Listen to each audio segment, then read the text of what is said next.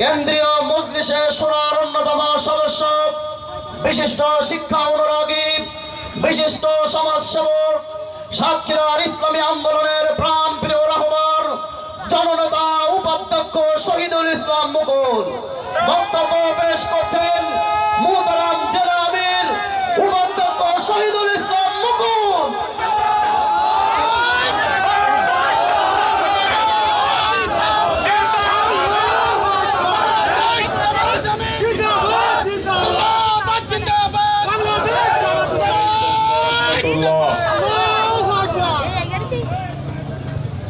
আলহামদুলিল্লাহ রাব্বিল আলামিন والصلاة والسلام على رسوله الكريم وعلى آله وصحبه أجمعين। বাংলাদেশের ইসলামী আন্দোলন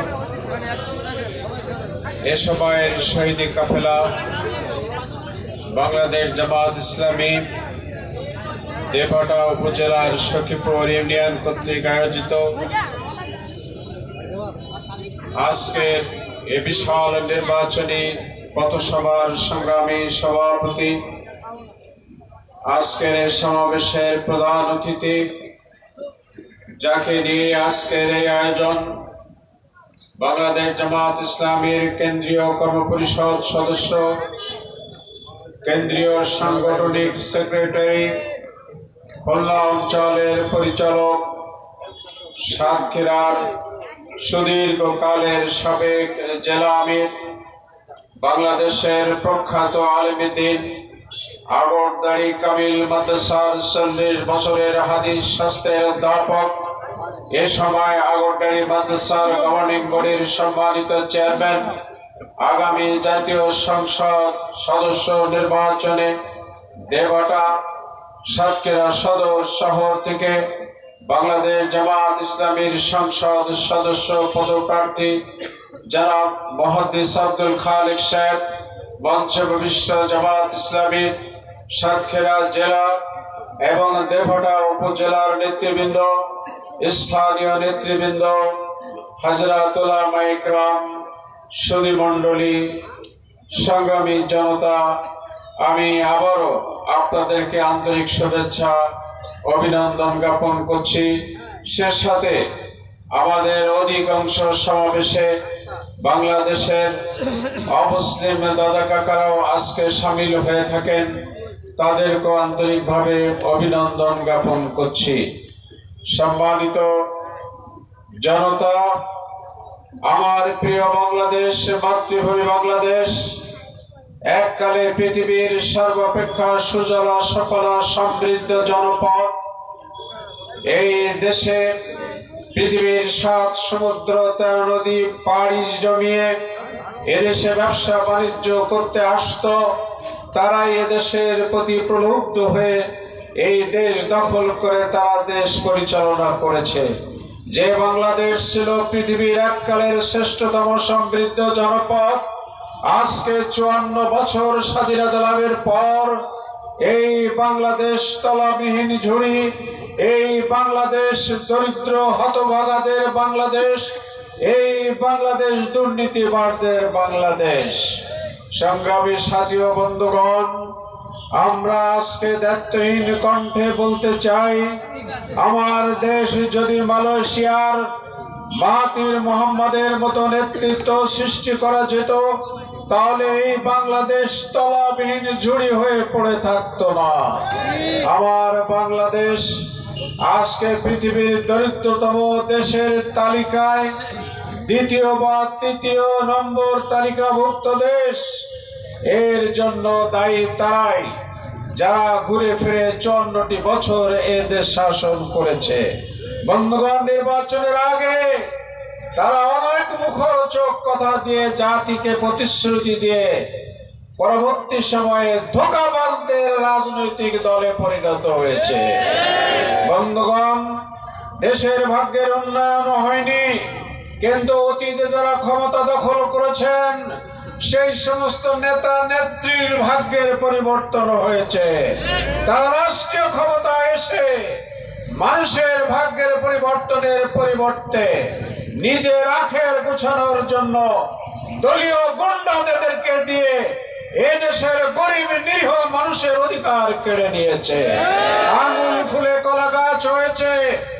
বন্ধুগণ, সেজন্য বৈষম্য বিরোধী ছাত্র সমাজের আন্দোলনের ফলে আজকে যে বাংলাদেশ আমরা পেয়েছি, ইতিহাসের নজিরবিহীন নৈরাজ্য, খুন, ধর্ষণ, লুটপাট যে রাজত্ব শেখ হাসিনার আমলে বাংলাদেশে গড়ে উঠেছিল, এরকম কুখ্যাত শাসন দুনিয়ার ইতিহাসে আর দ্বিতীয় খুঁজে পাওয়া যাবে না। সেজন্য বিরোধী দল ঐক্যবদ্ধ হওয়ার চেষ্টা করলেই ৫-১০ জন লোক এক জায়গায় হলে নাশকতার মামলা দিয়ে গোটা দেশের হাজার হাজার লক্ষ মানুষকে কারাগারে আটকে রেখে গোটা বাংলাদেশকে তারা কারাগারে পরিণত করেছিল। তারা আয়না ঘর তৈরি করে এমন এক আজব কারাগার তৈরি করেছিল, পৃথিবীর ইতিহাসে অস্তিত্ব খুঁজে পাওয়া যায় না। আমি এবং আপনাদের প্রিয় নেতা মুহাদ্দিস রুবেল বাশার সাহেব সহ আমরা কয়েকদিন সেই সরকারের আয়না ঘরে থেকে এসেছি।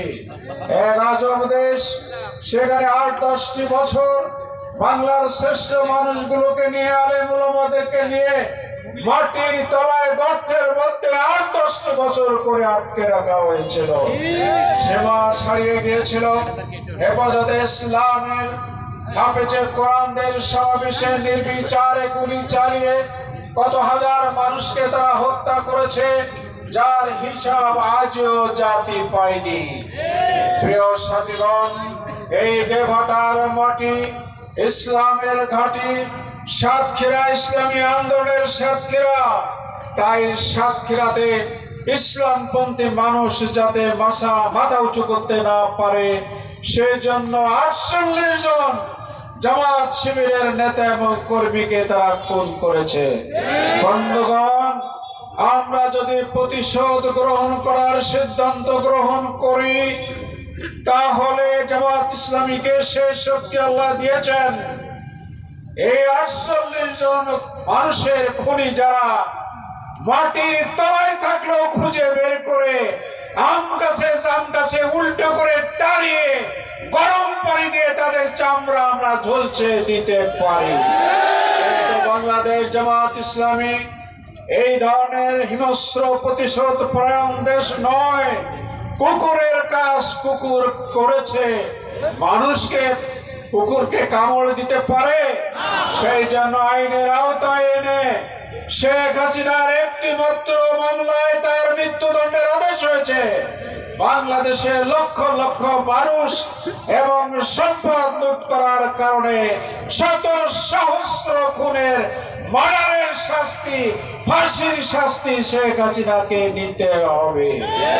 বন্ধুগণ, আমরা আর হানাহানির দিকে নয়, বৈষম্য বিরোধী ছাত্র সমাজ সহ এই আশাশুনিতে শহীদ হয়েছে আলী মুস্তফা, এই দেবহাটায় শহীদ হয়েছে আলী মুস্তফা, শহীদ হয়েছে মারুফ হোসেন, শহীদ হয়েছে আক্তারুল ইসলাম, শহীদ হয়েছে আদারুল ইসলাম, শহীদ হয়েছে হাফিজুল ইসলাম, শহীদ হয়েছে সিরাজুল ইসলাম, শহীদ হয়েছে হাফেজ হোসেন আলী, শহীদ হয়েছে আবুল কালাম, শহীদ হয়েছে সর্বশেষ আসিফ হাসান। তাদের রক্তের বিনিময়ে আজকের বাংলাদেশ মুক্ত হয়েছে, নতুন ভাবে স্বাধীন হয়েছে।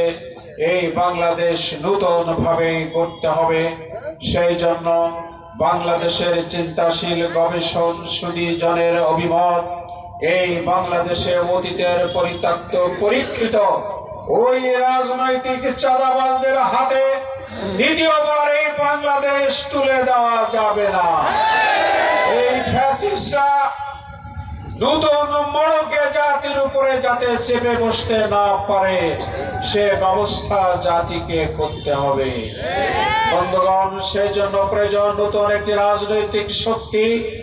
বাংলার মানুষ ইতিমধ্যেই সিদ্ধান্ত গ্রহণ করে ফেলেছে।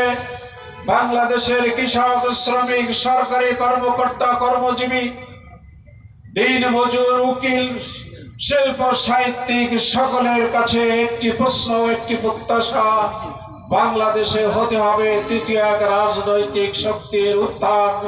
যেহেতু অতীতের সকল রাজনৈতিক শক্তি পরীক্ষিত হয়েছে, এবারকার বাংলাদেশ তুলে দিতে হবে ইনসাফপন্থী মানুষের হাতে। সেজন্য ইতিমধ্যেই ডক্টর মোহাম্মদ শফিকুর রহমান সাহেবের নেতৃত্বে বাংলাদেশের সমগ্র ইসলামী দল আজকে এক প্ল্যাটফর্মে এসে গিয়েছে। আলহামদুলিল্লাহ।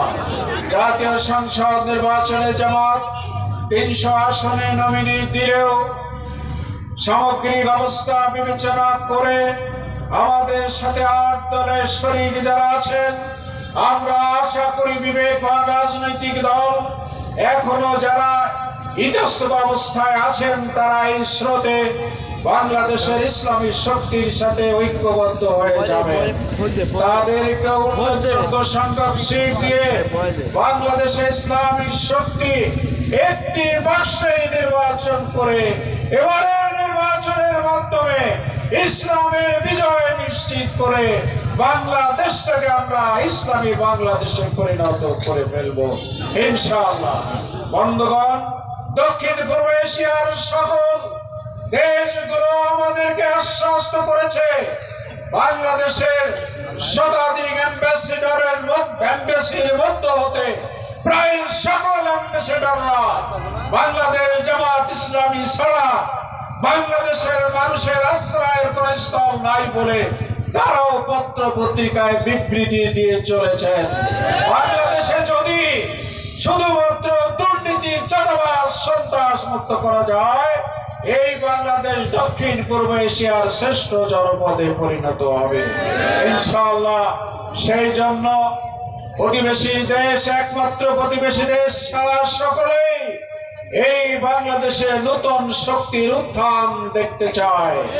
আজকে বাংলাদেশে অমুসলিম দাদা কাকা যাদের সাথে ইতিহাসের 100 বছর ধরে হিন্দু, মুসলিম, বৌদ্ধ, খ্রিস্টান মিলে আমরা সাম্প্রদায়িক শান্তি সম্প্রীতিতে সারা দুনিয়ায় ইতিহাস সৃষ্টি করেছি, তারাও আমাদের সাথে ঐক্যবদ্ধ হয়ে সোশ্যাল মিডিয়ায় প্রতিনিয়ত বিবৃতি দিচ্ছে বাংলাদেশটাকে ক্ষুধা মুক্ত, দারিদ্র মুক্ত করতে হলে বাংলাদেশ জামাত ইসলামীর নেতা ডক্টর শফিকুর রহমান সাহেবকে একবারের জন্য হলেও প্রধানমন্ত্রীর দায়িত্ব দিতে হবে।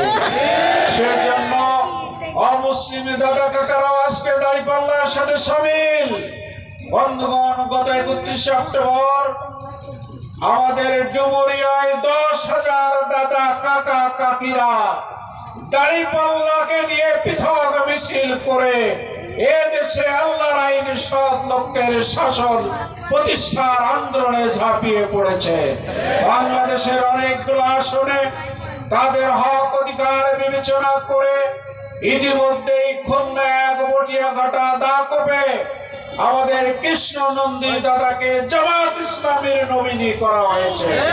সারা বাংলাদেশে আমরা হিন্দু, মুসলিম, বৌদ্ধ, খ্রিস্টান সকলে মিলে সামনের বাংলাদেশ, মানবতার বাংলাদেশ গড়ার জন্য আজকে এক প্ল্যাটফর্মে এসে গিয়েছি। আমরা আশা করি মুহাদ্দিস আব্দুল খালেক সাহেব এমন এক ব্যক্তিত্ব, শত্রুরাও তার কাছে এসে 10 মিনিট গল্প করে গেলে তাদের শত্রুতা আর থাকে না, বন্ধু হয়ে যায় আলহামদুলিল্লাহ। যে মানুষের কাছে এসে নিজের মনের কষ্ট বলে গেলে মনের কষ্ট